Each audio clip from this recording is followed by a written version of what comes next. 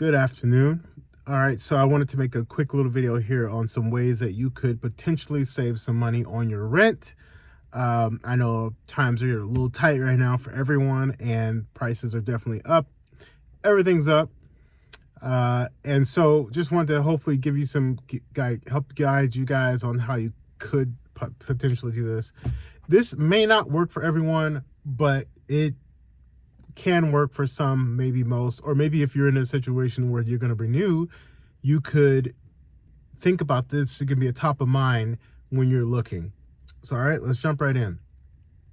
So one way you could save money on your rent is, or rent, lease, whatever, is if you find a small mom and pop landlord or a private owner, better known as a private owner, that is renting the house or whatever they have that they're renting, fourplex, duplex, whatever, and you are handy.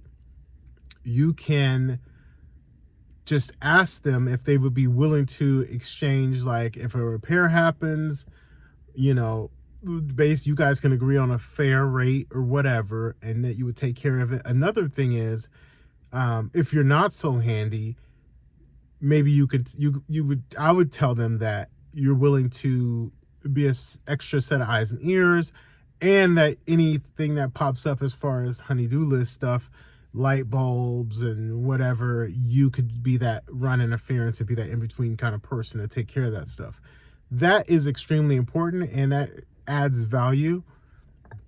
And so if you're making yourself like property manager per se, and the light stuff, I think that goes a long way. Obviously, if there's yards or if there's grass or whatever like that, and you're willing to maintain that and save that owner money, that's money that any reasonable owner would gladly, I would gladly give someone a discount on their rent if they agreed to those terms, or to take care of stuff like that, or be that kind of go-between person. I usually like to call them, like, if you have a fourplex, the plex mayor, or if you will.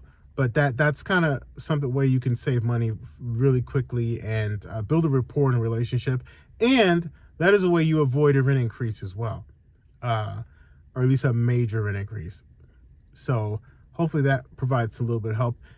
If this has helped you so far, please like and subscribe. I appreciate the likes and the follows.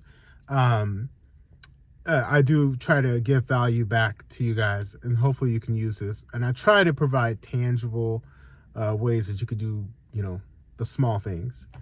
The other thing I would look at is, let's just say for the person you're in a let me just give a disclaimer here. If you are renting, like myself, from a very large conglomerate or company, something like that, none of these tips are going to work, because these companies have massive budgets that, they can take losses. They just, frankly, for a lack of a better word, most of them don't care, in the sense that they just want the money, right? And doesn't make them bad. It just makes them a business, right? That's how a business functions. If you own a business, you want to make money. You're not here to like have a charity. So I say all that to say, it's harder to negotiate. I have lots of experience in this realm. This is what my expertise is. And it's on a commercial side now, but I spend a lot of my time in multifamily, and I can tell you, like, the pressure points and how that business works. However, when you're dealing with that many multiples and that big of a project, you offering to do their landscaping wouldn't really be beneficial to them, right? So that's why I say it's a little harder to negotiate those terms. My lease just came up recently, and I tried to negotiate with my company, and they weren't even having it. Now, that being said, I did push them a little bit, and they gave me a little bit more favorable terms. So what you can do if you are in that situation, you could pull up comps in your area. And when I say comps, look at other communities like for like, right? within the same area, 1-2 miles away, something like that. Preferably the closer the better. And you could go shop them. You can look online. You can look at all their, you can snip a lot of their advertisings for units and specials and whatnot. And during your renewal time, if you can get out in front of this, right? I get out in front 60, 90 days. The more lead time you have, the better, because then, it gives them more time to reconsider. I was able to get my negotiate the terms down a little bit. It wasn't a whole lot, right? But we're talking, in this economy, every penny counts, right? Every dollar has to be accounted for. So in that situation, I recommend you doing your homework, call other apartment communities. If you really have the time to dedicate it to that, you can even go tour them if you want. But most of them, like, they know their comps pretty well. But I don't know. Most companies don't monitor it on a daily basis. So if you're monitoring it daily, just checking in, and I'm talking a couple minutes, right? You can go to apartments.com. You can go to one of those websites, Zillow and Redfin, trying to get some information and data. Clip it all up, however you want to do it. And then if you presented that against their renewal offer letter that they sent you, and then send them what you found and look for the, differences, and then highlight those in your email, that could be a way to where they would consider backing down a little bit or trying to match that price or even beat it. Again, it can happen. I just did it. So take that for what it's worth. If you are one of those people that finds yourself in that situation, that you are renting from a big company, well-known brand, all those types of things.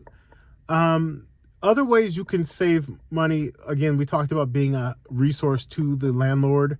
That's always going to be my first go-to. I'll take care of this. I'll be the guy to sweep up the front. You know what I mean? If you call me and give me enough notice, I can take care of this or that. If there's something like that, medial tasks you can knock out, I think that definitely goes a long way when it comes to renewal time, as opposed to the opposite. The property's not taken care of, yards look a mess, and things like that. It's just, then they're going to charge you, because then they're going to feel like they have to be the one to maintain it because you're not. So those are things that you got to think about. And again, in this economy, we're all trying to make it. We're all trying to do what we can. I think those are kind of like some of the main ways that I see that you can save money instantly if your renewal's coming, or if you about to renew or something like that. If you're already in your lease, there's not a whole lot you can do. Again, I would still do the work now in preparation for your renewal, because once your renewal comes, having that good history and that good rapport of being a good, resident speaks volumes, goes a long way. And typically landlords don't like to lose those people. So if we can hang on to a good one, you're willing to do what you can to maintain that relationship. So hopefully this was helpful to you guys. Hopefully this will help you save some money.